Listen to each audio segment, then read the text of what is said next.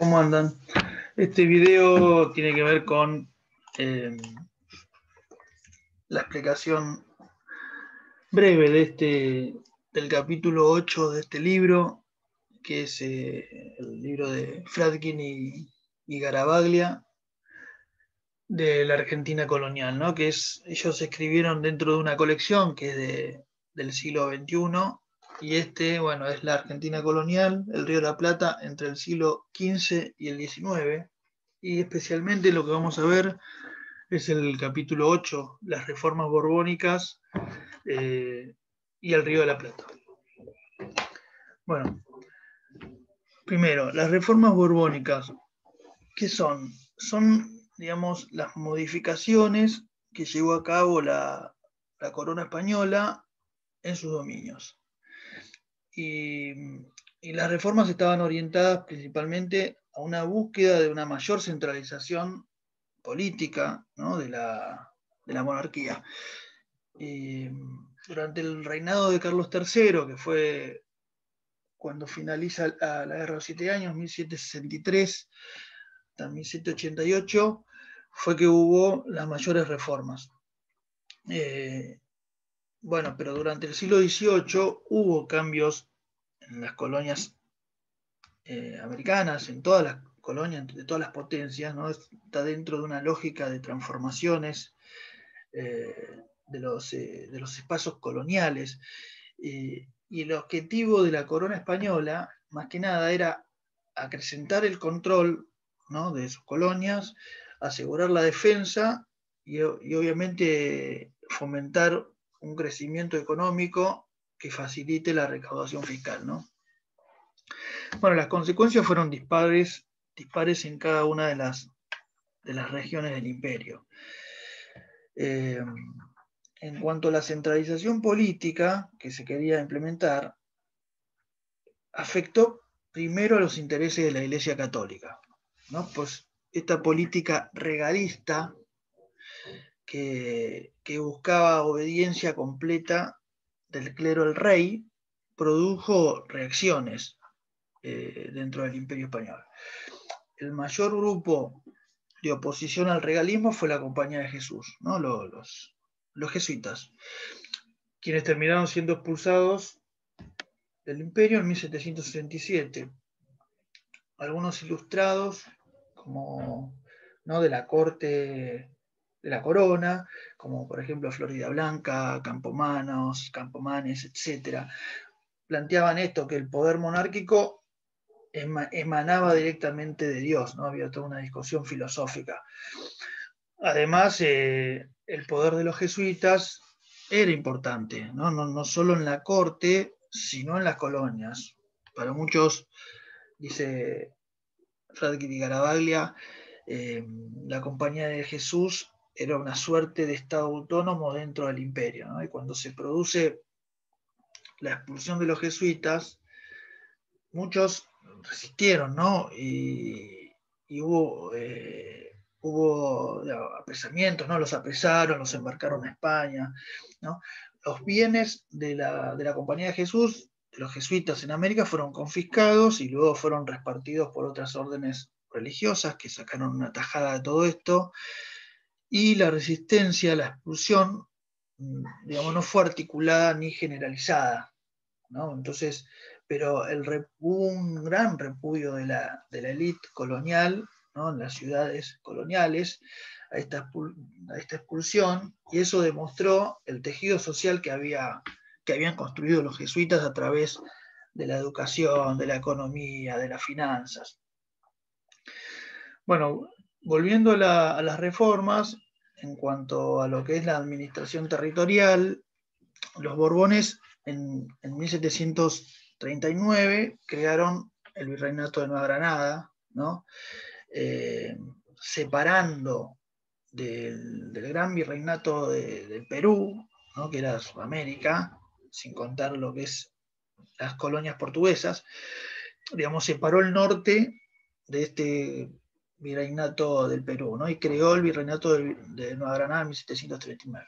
Y luego, en 1776, con cabecera en Buenos Aires, se crea el Virreinato del Río de la Plata. A ver si podemos visualizar.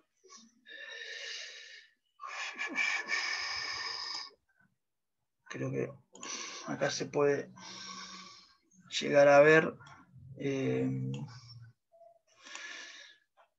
No sé si se ve. Ese es el...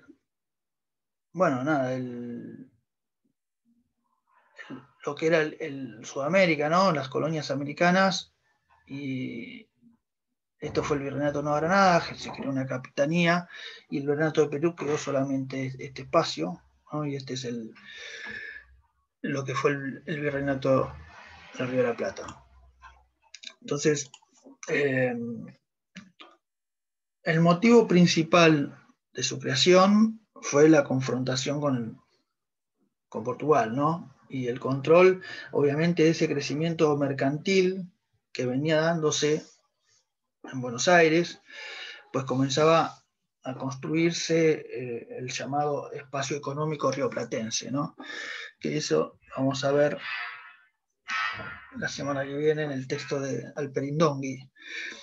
No solo se nombró virrey con asiento en Buenos Aires, sino que también se habilitó al puerto de Buenos Aires al comercio con España a través del Reglamento de Libre Comercio de 1778.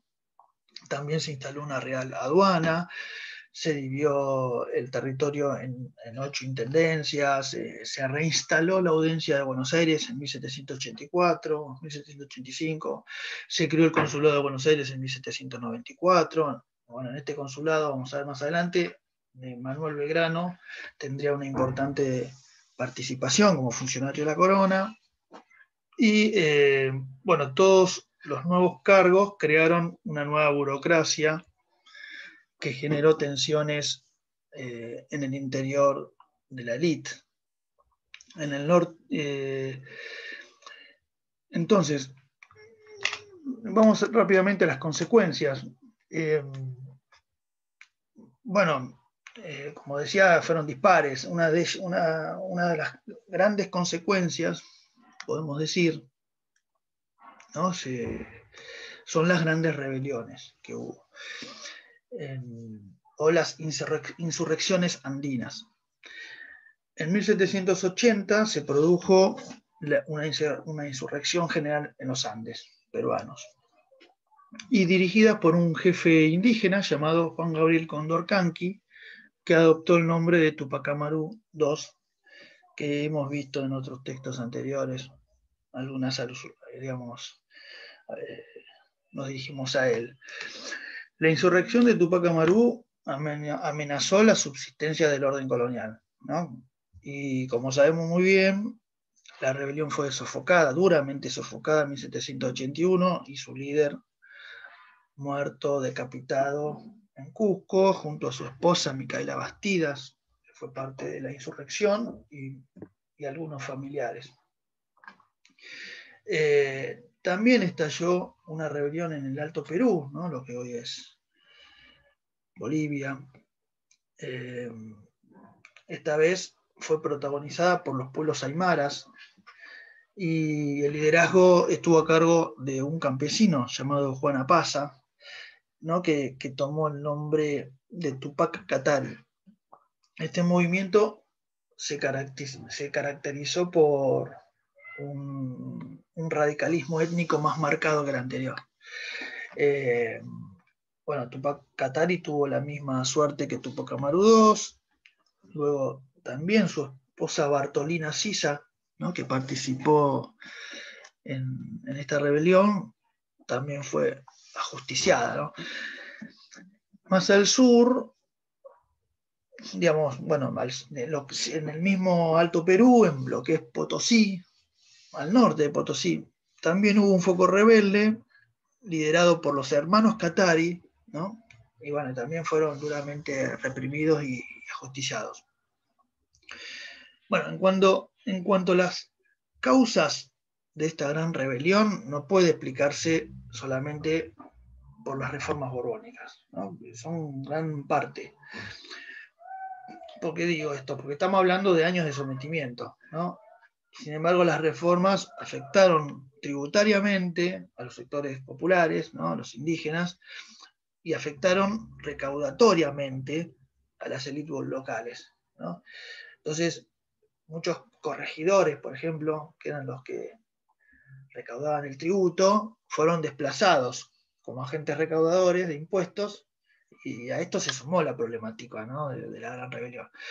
Bueno, tras la represión violenta, las reformas borbónicas se profundizaron, el sistema de reparto se prohibió, y los intendentes, ¿no? Los nuevos cargos administrativos creados por las reformas borbónicas, desplazaron a los corregidores en cuanto a la recaudación tributaria, ¿no? Entonces, todo eso explica también parte de esta gran rebelión. Con las reformas llegaron al Río de la Plata, podemos decir, un contingente de burócratas, militares, comerciantes, y esto produjo efectos sobre la élite. Y las reformas, ¿no?, económicas facilitaron especialmente la llegada de nuevos tipos de mercaderes. Y el mundo de la élite vive un proceso de ampliación y renovación, dice el texto, que precedió a las reformas borbónicas, ¿no? Se venía dando en lo económico y acompañó las reformas. Hubo fricciones en el interior de la élite, como decía antes, tanto por los nuevos cargos burocráticos creados y por la llegada de nuevos mercaderes, como también la difusión de nuevas ideas ilustradas, ¿no?, que se estaba dando en Europa. Y podemos decir que estas ideas llenaron un vacío que había dejado la intelectualidad de la Compañía de Jesús, que había sido desplazada, ¿no? Expulsada. Y estas ideas empezaron a circular en teatros, en tertulias, en café, en ámbitos académicos de las cátedras de Charcas, de Córdoba, de Buenos Aires, en gacetas, en periódicos, etc., ¿no? Entonces, los ideólogos de las reformas pensaban que la sociedad podía cambiar desde el Estado. Y bueno, el Perindongui dice, las reformas no cambiaron tanto a la sociedad como sí la economía cambió la sociedad, y eso lo vamos a ver más adelante. Bueno, esto tiene que ver con el texto más o menos de Franchi Garavaglia, así que nada, nos vemos.